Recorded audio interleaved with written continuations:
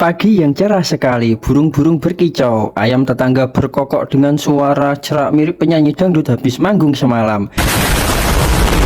Dan sinar matahari menyorot tajam ke halaman rumah Pak Jono. Dengan semangat 45 yang entah datang dari mana, Pak Jono memutuskan untuk bersih-bersih halaman rumahnya. Sudah lama memang halaman itu lebih mirip hutan kecil daripada halaman. Isinya rumput liar, daun-daun kering, dan beberapa benda aneh peninggalan masa lalu. Sambil menyapu dengan gaya ala petugas upacara bendera, Pak Jono berkali-kali berhenti karena menemukan barang-barang aneh. Sandal jepit sebelah, mainan anak tetangga yang hilang tahun lalu, bahkan sebuah panci berkarat yang entah siapa yang lempar ke situ. Ia heran, ini halaman rumah apa gudang barang hilang. Tiba-tiba setelah ia menggeser tumpukan semak-semak dan rumput liar yang sudah menutup hampir separuh tanah, ia menemukan sebuah benda besar berkarat. Awalnya dikira lemari besi, tapi setelah didekati, ternyata itu adalah mobil rongsok. Bentuknya sudah mirip karya seni abstrak. Pintu copot, kaca retak, ban kempes, dan kap mesinnya bolong seperti bekas digigit dinosaurus. Pak Jono langsung melongo. Lah, kok ada mobil di halaman rumahku? Sejak kapan? Aku tidur semalam beberapa lama ya. Jangan-jangan ini sisa zaman Majapahit.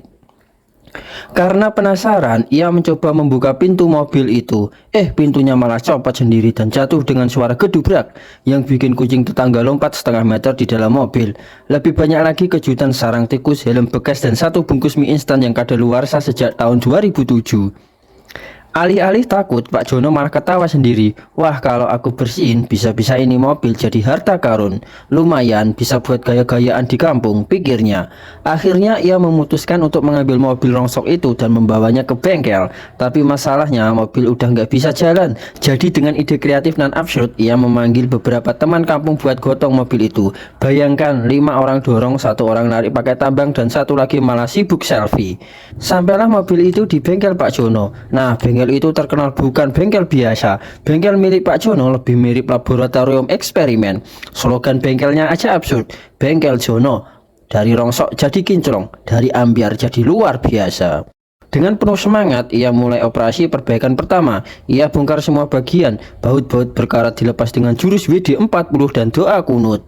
Kap mesin yang penyok dipukul pakai palu, tapi karena palunya patah, akhirnya dipukul pakai sandal jepit tebal. Ajaibnya malah lurus kembali. Proses perbaikannya penuh kejadian kocak.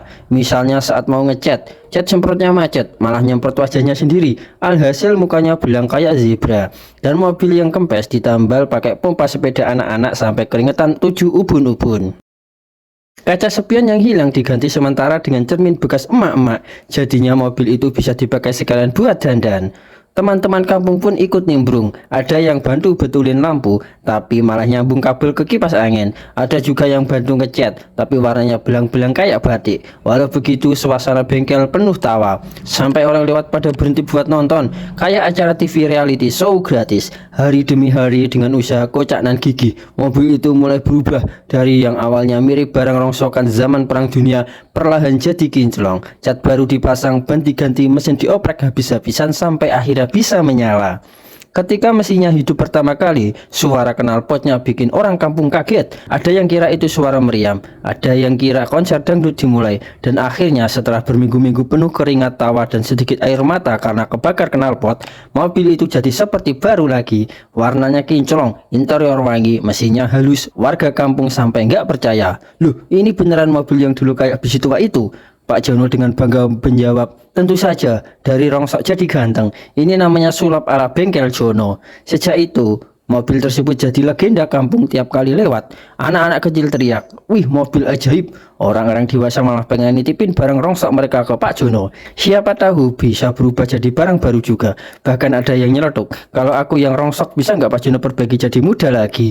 Pak Jono pun tertawa terbahak-bahak. Mobil itu bukan cuma sekedar kendaraan lagi, tapi bukti nyata bahwa dengan semangat, kreativitas, dan sedikit keabsurdan, barang rongsok pun bisa jadi harta berharga. Dan yang terpenting, prosesnya penuh komedi yang bikin hidup lebih berwarna.